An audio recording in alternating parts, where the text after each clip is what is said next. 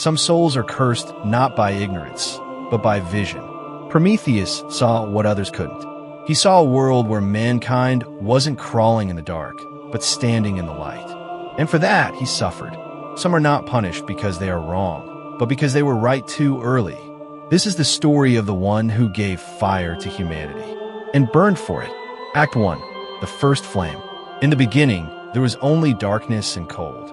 Zeus, king of gods, had molded mankind from clay and breath. But he looked upon his creation with contempt. To him, humans were nothing more than shadows moving through an eternal twilight. Creatures meant to serve, never to rise. They crawled. They shivered. They died in silence. But Prometheus saw something else. Standing on the peaks of Olympus, watching humanity struggle below, he perceived what no other god dared to imagine. He saw potential. He saw brilliance trapped in flesh, waiting for a single spark to ignite it. While Zeus saw servants, Prometheus saw equals. While others saw limitation, he saw infinity. The other gods walked past the mortals as one walks past stones on a path. But Prometheus stopped. He knelt. He looked into their eyes and recognized something divine. Not in what they were, but in what they could become.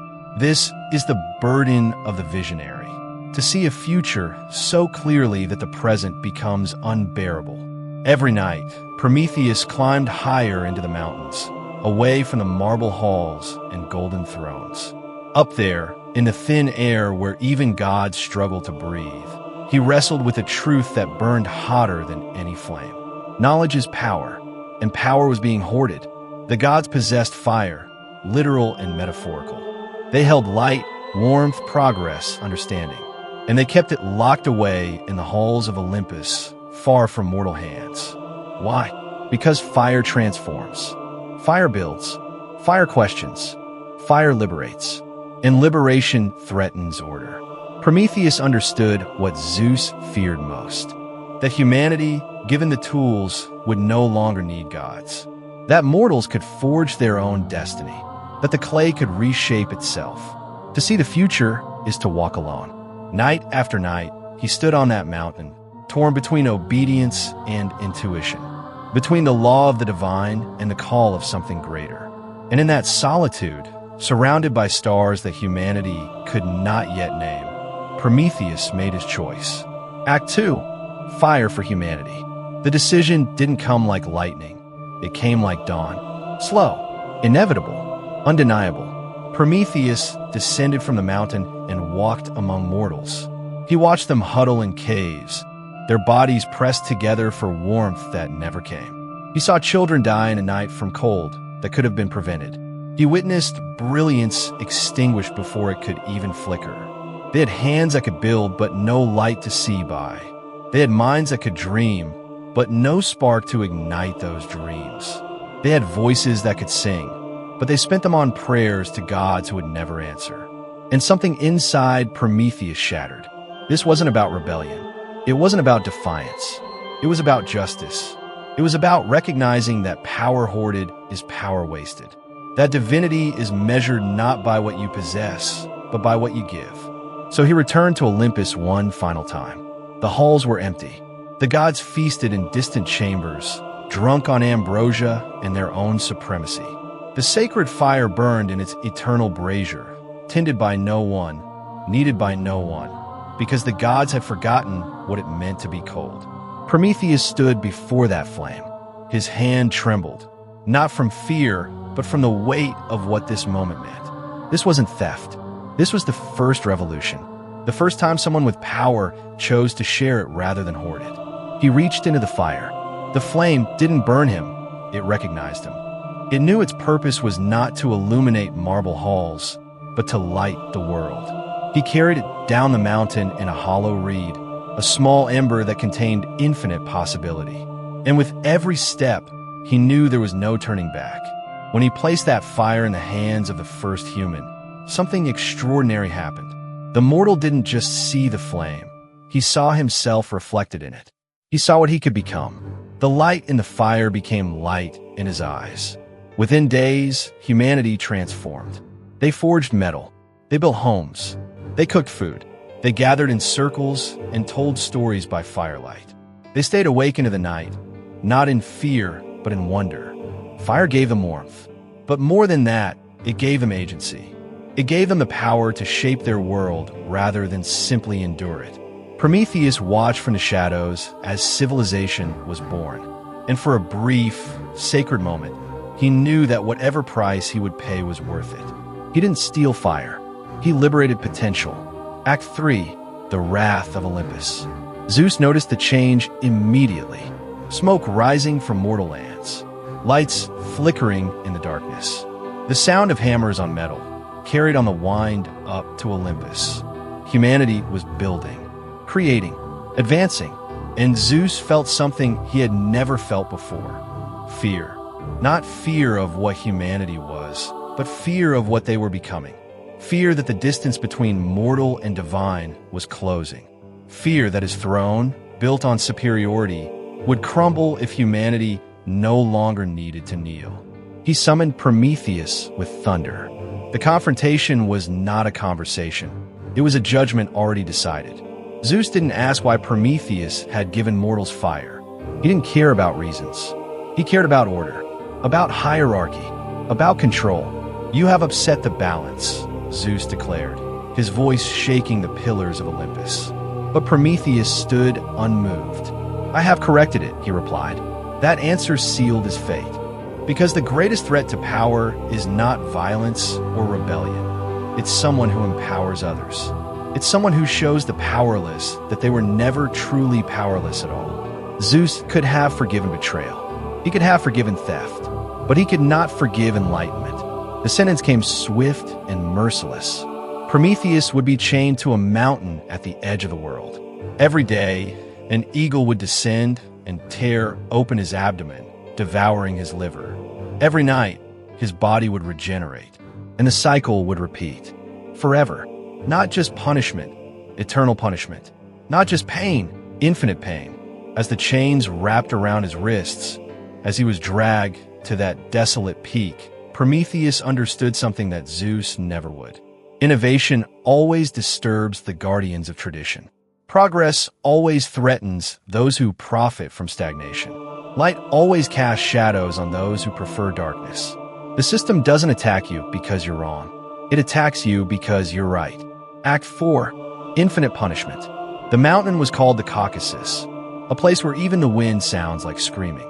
Prometheus was bound to its highest peak, arms outstretched, facing the rising sun every morning. A cruel irony. The one who gave light to the world, forced to watch it dawn over and over while drowning in his own darkness. Every day, the eagle came. It wasn't random. It wasn't mindless. The creature was divine, sent by Zeus himself, a living instrument of vengeance. Its talons were sharp as guilt. Its beak was precise as consequence. It would land on his chest, look into his eyes, and begin. The pain was beyond description, beyond metaphor. It was the kind of agony that makes you forget who you are, that reduces existence to pure sensation, pure suffering. But worse than the pain was the knowledge. Every morning, Prometheus woke knowing exactly what was coming. Every night, as his body knitted itself back together, he knew it would happen again. There was no surprise, no mercy of forgetting, just awareness stretching into infinity. This is the true torture of the visionary. Consciousness that cannot be escaped. Most would break. Most would beg. Most would renounce their actions, plead for forgiveness, promise never to disturb the order again. But Prometheus remained silent, not because he was strong, but because he understood something that Zeus could never take from him. Meaning, his suffering had purpose. Every drop of blood that fell onto the rocks below nourished the soil of human progress. Every scream that echoed through the mountains was a testament to the price of liberation. The world devours those who liberate it. Martyrs are rarely thanked in their lifetime. Prophets are stoned with the same rocks they try to build foundations with. The torchbearer's hands are always the first to burn. Years became decades. Decades became centuries. Below, humanity flourished. They built cities that touched the sky. They wrote symphonies. They mapped the stars. They learned to heal, to teach, to love with intention. And Prometheus remained chained, his gift forgotten by those who benefited from it most. But he never regretted, because he understood the paradox of sacrifice. The act loses meaning if you expect gratitude. The gift becomes conditional if you demand recognition. True vision requires the willingness to be misunderstood. True progress requires the courage to be forgotten. The path of truth is paved with teeth. Act 5, the final lesson. Eventually, a hero named Heracles would climb that mountain and break Prometheus's chains. But even then, the Titan chose to wear a ring of stone from his prison, a reminder that some chains are spiritual, not physical. The lesson of Prometheus is not about the fire. It's about the cost of carrying it. There are people in this world who see what others refuse to see, who understand truths that make them uncomfortable at dinner parties, who perceive solutions that threaten comfortable problems. They are not rewarded. They are isolated, mocked, attacked, exiled. They are called crazy until they're proven right, and then they're called obvious. Prometheus suffered not for stealing fire, but for having the vision to imagine a world where mortals deserved it. And that is the deepest wound, to know something so clearly that it alienates you from those who cannot see it yet. But here's what Zeus never understood, what the eagles could never devour, what the chains could never bind. Vision, once shared, becomes immortal. The fire Prometheus gave humanity didn't just warm their bodies, it ignited something eternal. An understanding that knowledge is not meant to be hoarded by the powerful, but shared with the powerless. That's why his story survives. Not because he was a god, but because he chose to act like one should, with compassion, courage, and the willingness to suffer for something greater than himself. Light always has a cost. Some flames burn the hands that carry them. To awaken others is to risk never sleeping in peace. But ask yourself this: isn't it better to burn for something meaningful than to freeze in comfortable ignorance? Prometheus looked at humanity in the darkness and made a choice. Not a safe choice, not a rewarded choice, but a necessary one. And because of that choice, you're reading these words by light, literal or metaphorical, that once was forbidden. The chains are broken now, but the lesson remains. One day, humanity learned to build cities, forge stars, and split atoms. And they remembered someone paid the price so they could dream.